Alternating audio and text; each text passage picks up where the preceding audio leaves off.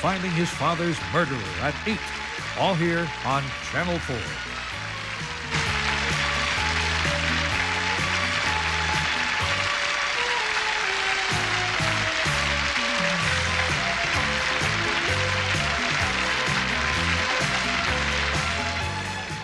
This is Johnny Gilbert speaking. Jeopardy is a production of Berg Griffin Enterprises and is distributed by King World.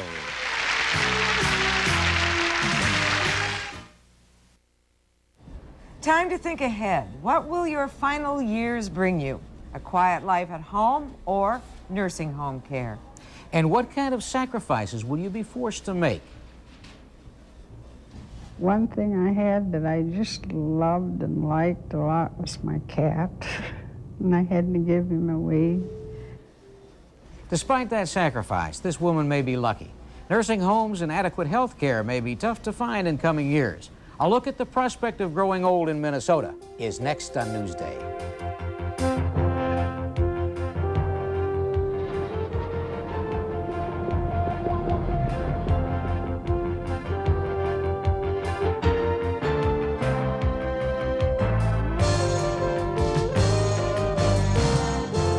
From WCCO Television, a new kind of news program, Newsday, with Marcia Fleur and Dave Nimmer. Good afternoon, everyone. There are few easy choices when it comes to growing old. Not for the person growing old, nor for their children. It can be especially difficult if it comes to placing someone in a nursing home. Tough for the older person who must leave the home behind, and tough for the children who must confront, quite often, feelings of guilt. And in this Newsday, Marcia, we're going to talk to someone, a daughter, who helped her mother make that decision. We'll find out what it's like, what it feels like. We're also going to talk to an administrator of 4 area nursing homes about the demand and how it is threatening to outpace the supply in elderly health care, and what that could mean for us and for our children.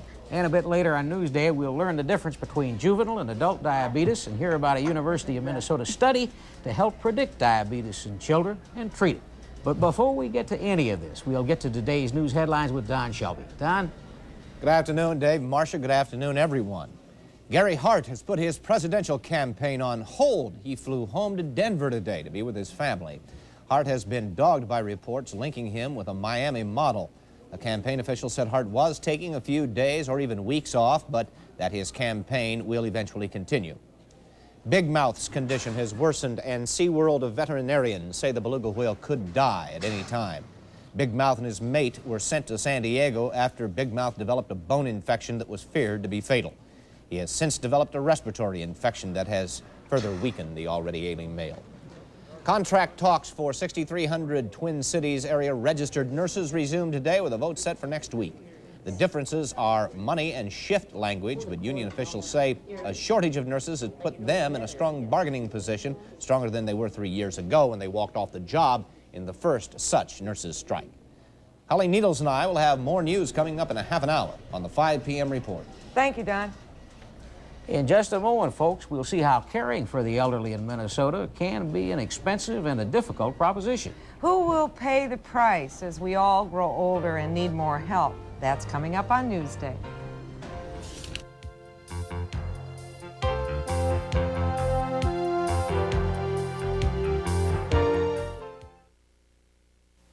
Right now, the optical department at Sears has fashion and designer frames for the entire family. Frames regularly priced from $24 to $54 for just $19.95 when you buy prescription lenses. And to protect those lenses against scratches, get Permalite lenses. Lightweight for comfort, scratch-resistant for long-lasting wear. Get great-looking frames for just $19.95. There's more for your life At the optical department. at Sears.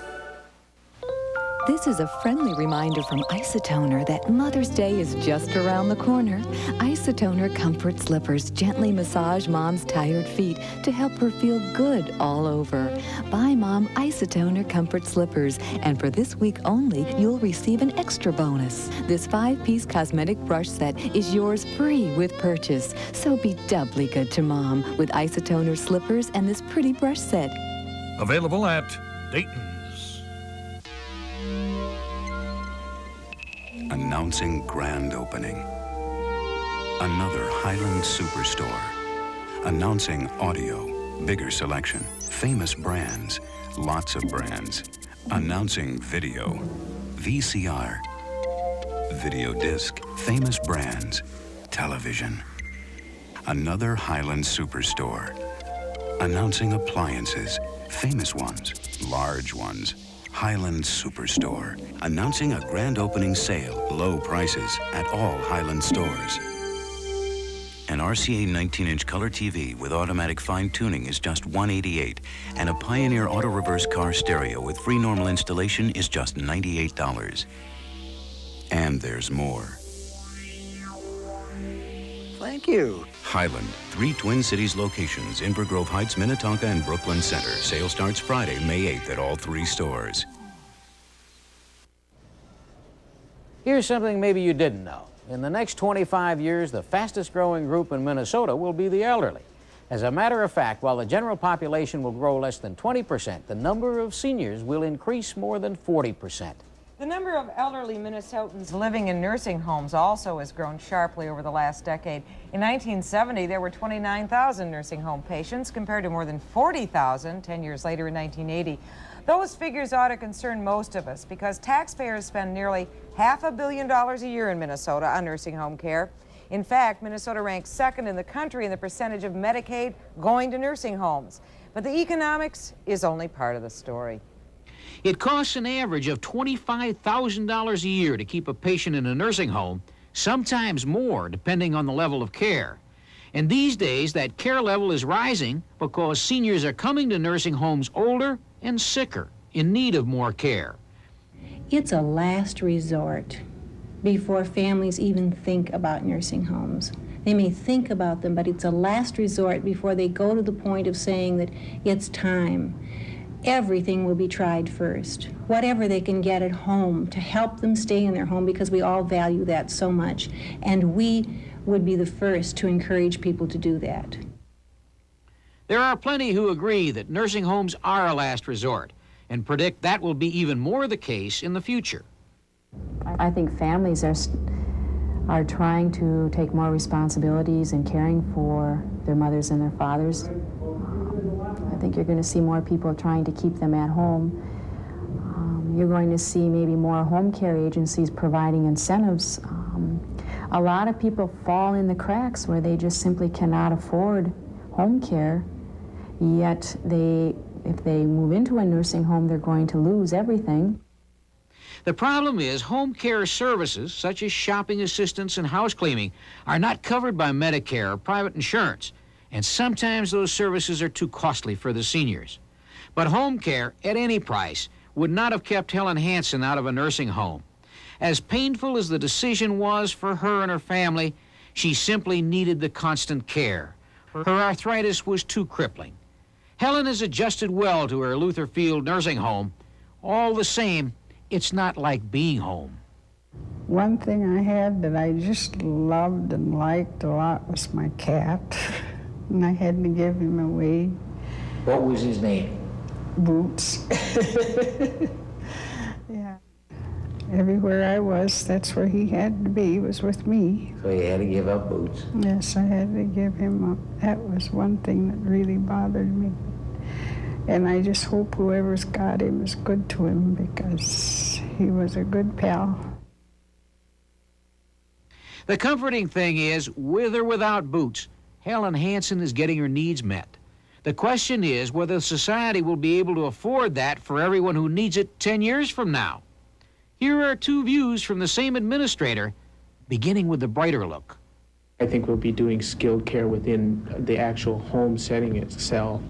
I think that we'll have developed ways to treat Alzheimer's disease, and we can move on and treat some of these people. Optimistically, I think there will be a place for everyone. And when you're having a bad day? On the bad day, I think is economics controls everything in the world, and economics is going to control the long-term care industry. And I really think that the day will come when we will not be able to afford to take care of our elderly, and we will let them die. There's no doubt that placing a relative in a nursing home is an emotional as well as an economic decision. In just a moment, we're going to talk to two guests who have different perspectives on what is both a family and a social issue.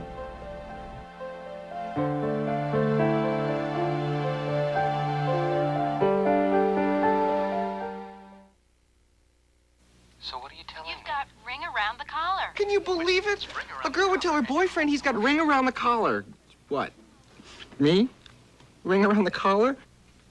Tough stains like this need whisk. But I've got this powder. It's... Whisk is better. And when whisk gets out ring around the collar... Your whole wash is clean. No more ring around the collar. Just like on TV. No more TV. Whisk gets ring around the collar and your whole wash clean. I would be the first to admit that I'm a little bit set in my ways. But things change. The way we cook changes. And that's why we have created Jimmy Dean microwave sausage.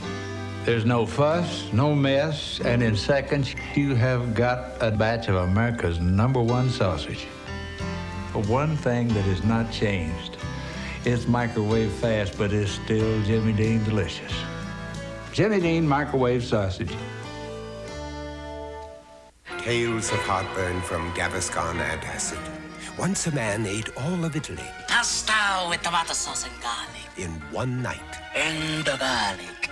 And discovered the only thing worse than daytime heartburn. Heartburn. Is nighttime heartburn. Fortunately, there was Gaviscon, specially formulated so it not only gives fast relief during the day, it even works at night when you're lying down. Gaviscon antacid, it even works lying down. Fifi, stay till the floor dries. This abomination. A floor? Always they wash it and wax it and make me sit on this paper like a dog. But look, a sale on Congolium no-wax vinyl flooring. For this even I would beg. Come down to these retailers and fetch a 20% savings on select Congolium wide-width no-wax vinyl floors. But hurry, the sale ends June 13th. Beautiful floor, dear. At last. People, they are so easy to train. Capture the beauty of a new Congolium floor at these retailers. It's quite apparent there are several issues when we talk about nursing homes. One is the very personal decision families must struggle with when and if they decide to put a parent, aunt, or uncle into a nursing home. And another is the economics of senior health care. What's available? How much does it cost? Who is eligible? Well, joining us today, Jenny Hutchison, whose mother you saw just moments ago in our nursing home story, and Kent Eklund, head of the Ebenezer Society, or the CEO, a nonprofit organization which runs 4 nursing homes in the metropolitan area that I know about. And that's it, and thank you very much for coming. Ken, let's begin with you. We heard 2 views at the end of David's piece. One was that everything's going to come up roses and the money's going to be there, and the other is that we'll have no alternative but to allow people to die. 70 years of experience with the Ebenezer Society. Which scenario do you buy into? I'm more positive. I think the second is more likely, but I think it'll be an entirely different mix of payers. We've depended so much on government to pay. I believe that the private sector, the insurance industry is going to solve the need for long-term care insurance. Well, you got a lot more faith in them than I do. How is that going to come about, or what pressure is going to come on them to do that? I think the pressure is going to be 2. One is economic. The fact of the matter is that the people over 65 have an increasing proportion of wealth in this country, and that there are going to be more and more people who are going to be able to afford the long-term care insurance. The second is that the baby boomers are watching their parents get spent down by Medicaid right now. Exactly. And they're going to demand a different kind of a product. And I think you're going to find that the economics is going to drive the insurance industry into the product.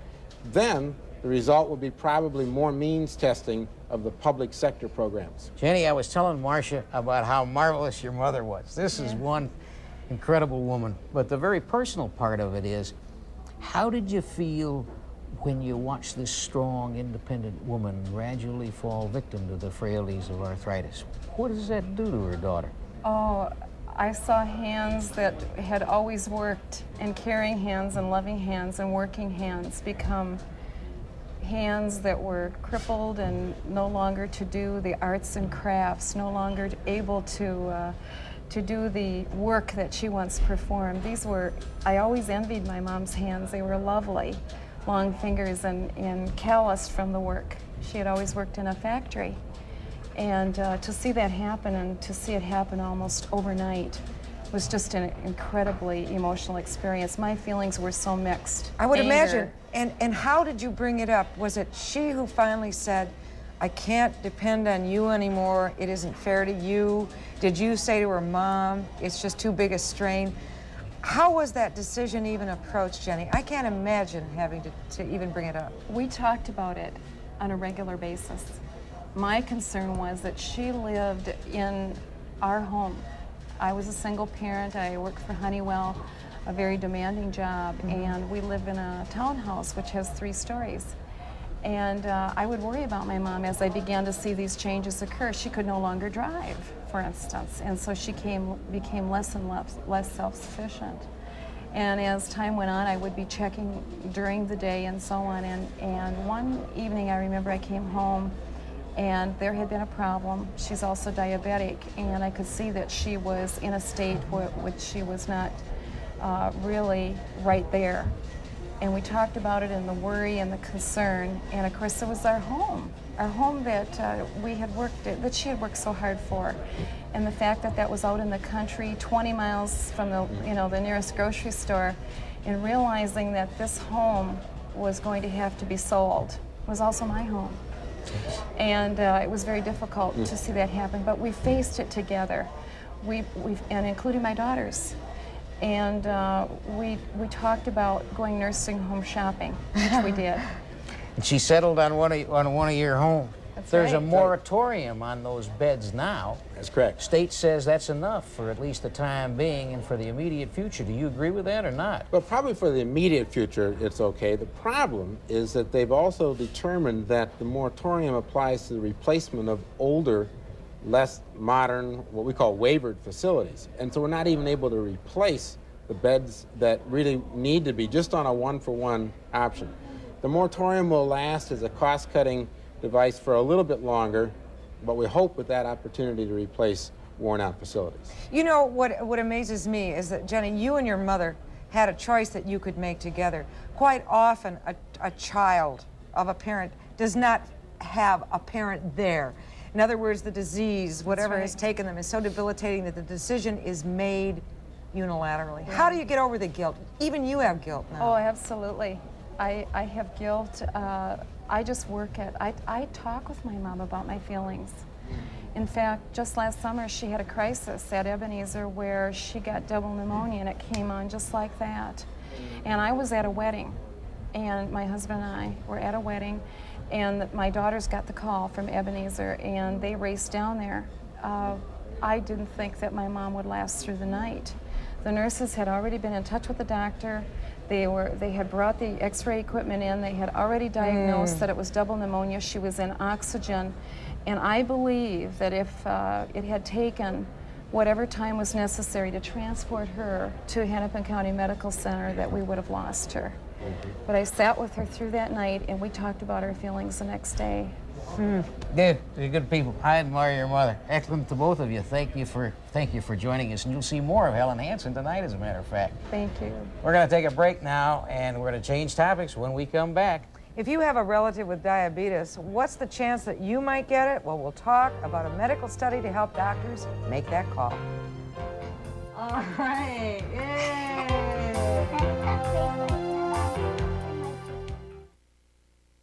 There's only one of these in the whole world. And you gave it to me. Whoa, what a crunch. That's unreal. It's not unreal. It's all natural. You said there was only one of these. I meant that one-of-a-kind nutty taste. I was going to say nutty taste. What are these? Grape nuts. I was going to say grape nuts. You were going to say grape nuts. I was going to say grape nuts. Post Grape Nut cereal, the one and only. He was going to say grape nuts. Most hot dogs don't quite make it to the end of the bun, so you're left with the end of the bun. Here you go, Ralph. That's why Hillshire Farm created bun-size wieners. Kids like them because they taste great. Moms like them because they're made with quality cuts of beef and pork. And they're longer, so they fit the bun better. You get a bite of hot dog for every bite of bun. Sorry, Ralph. Bun-size wieners from Hillshire Farm. Just look for this nice young man on the label. This is the week on Star Search 87, the round 2 semifinals. Every week, every new star has faced overwhelming odds to become one of the 2 semifinalists in every category. And this week, they go head-to-head for one win only. The one win that sends them to the $100,000 finals. Who will survive on the way to stardom? See the new stars of tomorrow. Our road is paved with $1.5 million. There are so many different fresh-baked things to try at Dunkin' Donuts, we'll give you an incentive to try them. Buy a fresh-baked Dunkin' Donuts croissant and get one free. Buy a fresh-baked Dunkin' Donuts muffin and get one free. Buy a fresh-baked Dunkin' Donuts cookie and get one free. Buy a fresh-baked Dunkin' Donuts brownie and get one free. Just look for this special coupon in your newspaper. Then buy one, get one free at Dunkin' Donuts, croissants, muffins, cookies, brownies, macaroons. One word, Mike Fairborn. Unbelievable.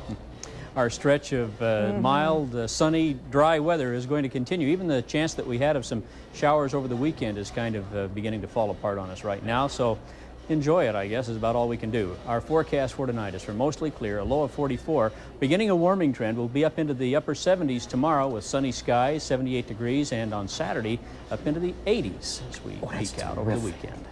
I like it a lot. We've all heard about diabetes, but may not know that there are 2 types of the disease, juvenile and adult. Adult diabetes usually is caused by lifestyle, can be overeating, lack of exercise, but up until now, not much has been known about juvenile diabetes. Tony Vignari joins us now with this week's medical notebook and a fascinating subject and a scary one. Certainly is. David Marcia, 16,000 Minnesotans have juvenile diabetes, a hereditary disease in which the white blood cells malfunction and kill the body's insulin-making cells. It typically occurs in children between the ages of 3 and 16. Annie Thomas is 4 years old. Diabetes runs in both her mom and dad's families. To control the disease, Annie is on a special diet and closely monitored. To control it, she is on 2 shots of insulin every day. She has blood sugars 6 times a day to monitor it, which is most helpful.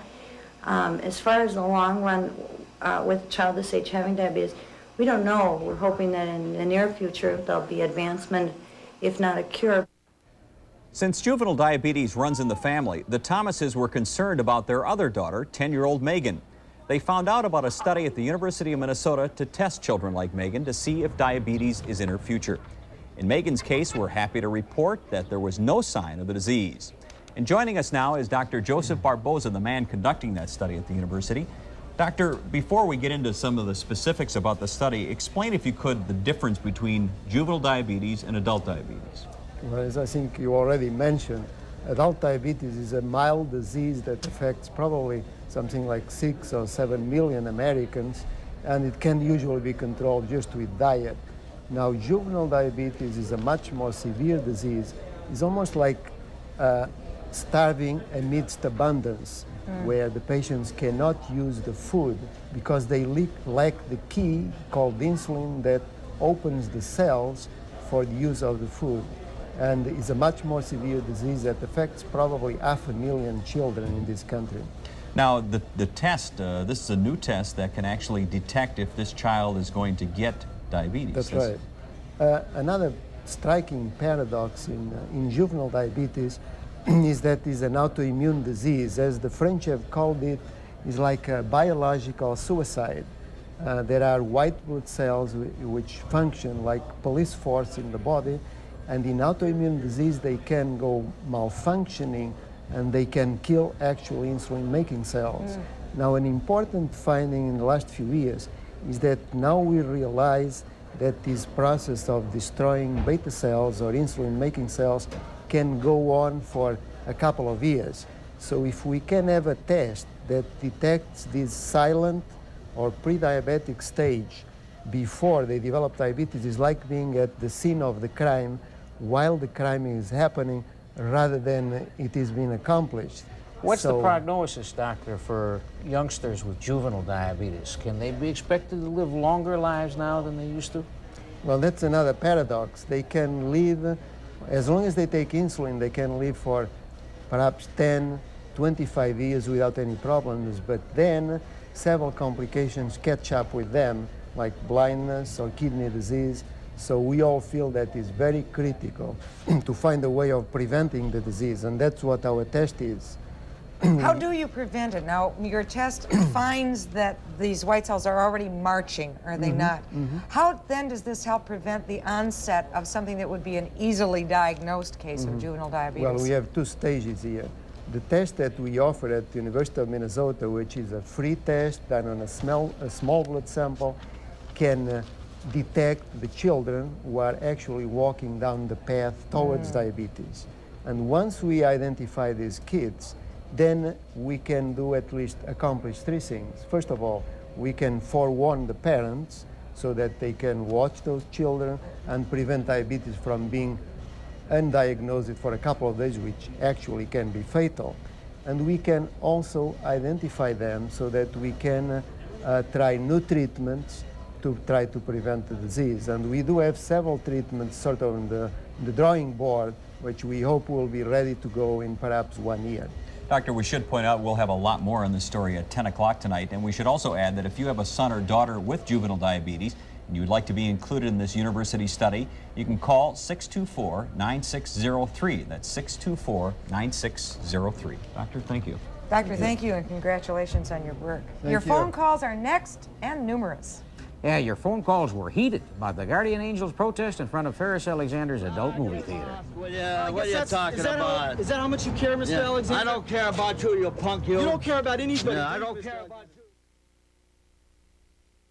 To get a Supermom custom-made cake tomorrow, just give us a call by noon today. Cakes made to order at Super America. Mom, send $500 soon, or there won't be a honeymoon. I'm calling about your son, Jerome. Medicine money. He wants to go home. 早く送ってくれないか。スピード違反でパクられた。 To send someone money fast, come to Western Union.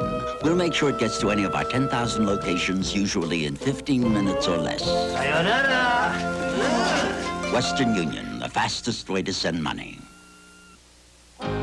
Shirley Baker's eyes, gray to sparkling blue. Farsighted, confirmed by doctor's exam.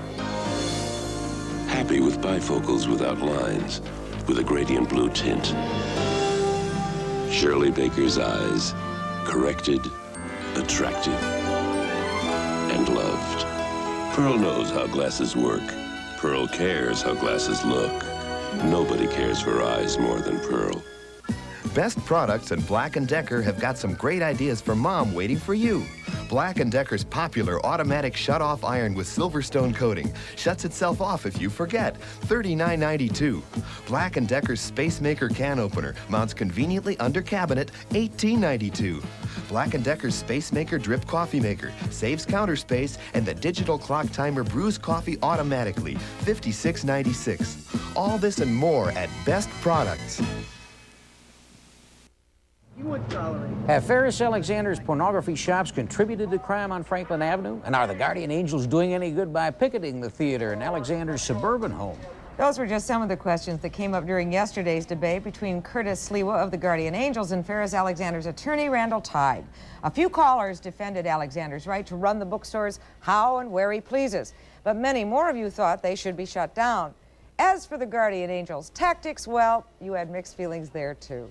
I wasn't too enthused about the Guardian Angels when they decided to come to the Twin City area, but by golly, I certainly admire them for their stand on this issue. I think they're 100% right that the sleaze bags and the pornography are responsible for a lot of criminal activity, and it should not be in a residential neighborhood at all.